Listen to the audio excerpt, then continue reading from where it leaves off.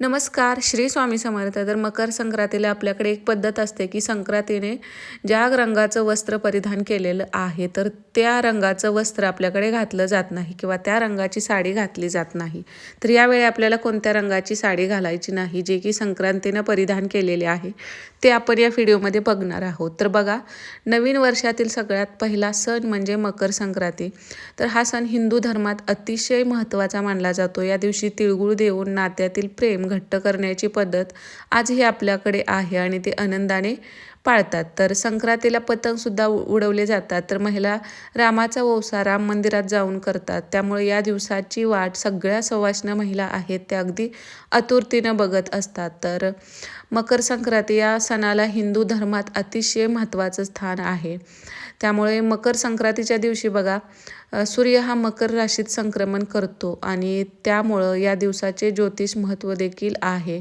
तर हा सण आहे तो संपूर्ण भारतात अगदी उत्साहात साजरा केला जातो आणि आपल्याकडे नवीन वर्षातील इंग्रजी कॅलेंडरनुसार पहिला सण आहे तो मकर संक्रांतीचा असतो. आता मराठी वर्षानुसार आपला पहिला सण हा गुढीपाडवा येतो, पण आपण हे कॅलेंडरसुद्धा वापरतो. तर यानुसारसुद्धा हा पहिला सण आहे.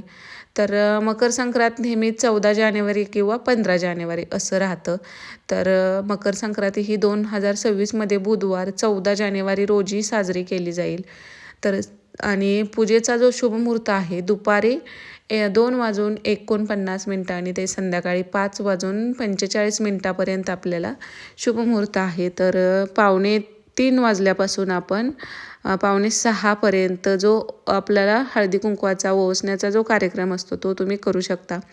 तर मकर संक्रांतीच्या दिवशी बघा, विवाहित महिला सुगड पूजन करतात आणि सुगड म्हणजे मातीची छोटी बोळकी असतात. या दिवशी सकाळी लवकर उठून अगदी स्नान करून सूर्याला अगोदर अर्घ्य द्यायचं असतं. त्यानंतर विवाहित महिला आहेत त्या एकाच दिवशी काळ्या रंगाचे वस्त्रसुद्धा सगळीकडे परिधान करून ही पूजा करू शकतात.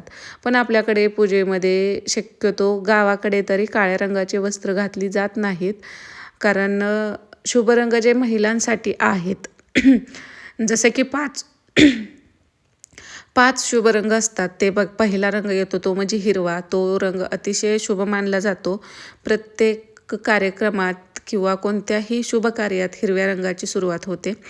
आणि दुसरा रंग म्हणजे लाल रंग. तर लाल रंगाची साडीसुद्धा या दिवशी तुम्ही घालू शकता.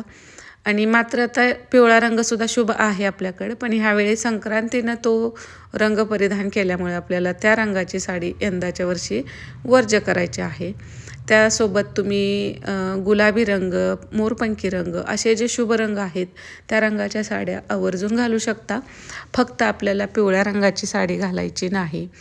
तर बघा, मकर संक्रांत ह्यावेळी आहे ते सूर्याचे मकर संक्रमण बालवर कर्णावर होत असल्यानं वाहन वाघ असून उपवाहन घोडा आहे आणि पिवळं वस्त्र परिधान केलं असून हातात गदा घेतलेले आहे, केशराचा टिळा लावलेला आहे आणि वयाने कुमारी असून बसलेले आहे. त्याचसोबत वासाकरिता जाईचे फूल घेतलेले आहे.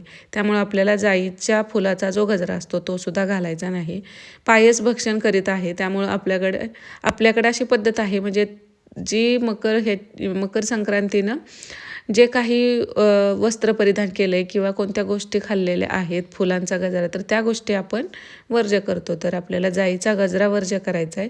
पायस म्हणजेच खीर खात आहे तर ते आपल्याला खीरसुद्धा टाळायची आहे. आणि सर्प जाते आहे आणि भूषणार्थ मोती धारण केलेले आहेत. तर मोत्याचे दागिनेसुद्धा यंदाच्या वर्षी आपल्याला घालायचे नाहीत. आणि वारनाव नक्षत्र असून मंदाकिनी समुदाय मुहूर्त 30 आहेत. तर पूर्वेकडून पश्चिमेत जात आहे व वायव्य दिशेस पाहत आहे. तर संक्रांती कुठून कुठं या दिशेत जाते त्या जनतेला सुख मिळतं असं आपल्याकडे मानलं जातं. आणि ज्या संक्रांतीने वस्तू परिधान केलेल्या आहेत त्या वस्तू महाग होतात आणि संक्रांतीत जिथून आलेले आहे तिथल्या जनतेला सुख प्राप्त होतं असं सुद्धा सांगितलं जातं. त्यामुळे संक्रांतीला दान देण्याला सुद्धा फार महत्त्व असतं.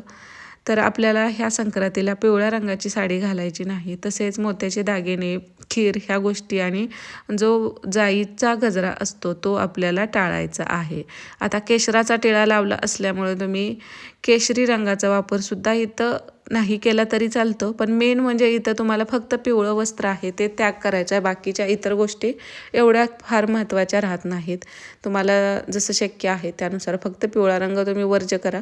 आता परत प्रश्न पडतो की हळद ही पिवळीच आहे, पण वस्त्र सांगितलेलं आहे आपल्याला. हळदीचा इथं विषय येत नाही, कारण परत प्रश्न पडतो की हळद पिवळ्या रंगाची आहे, मग आपण हळदी कुंकू लावतो तर हळदीचा वापर कसा करायचा.